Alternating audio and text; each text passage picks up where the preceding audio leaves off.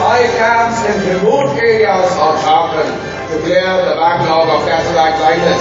Truly a God-sent man for people of this area.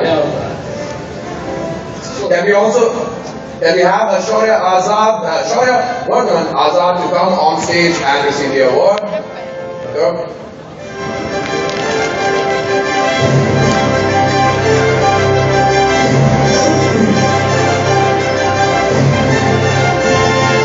Thank you, Shaurya.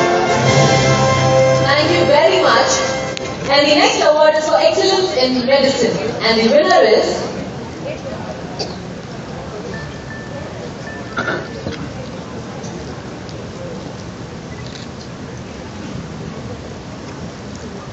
Excellence in Medicine. The award goes to Dr. Alka Deshpande. Dr. Deshpande has been involved in joint monitoring mission of the TB program in India, which carried out many awareness camps to help the people fight TB.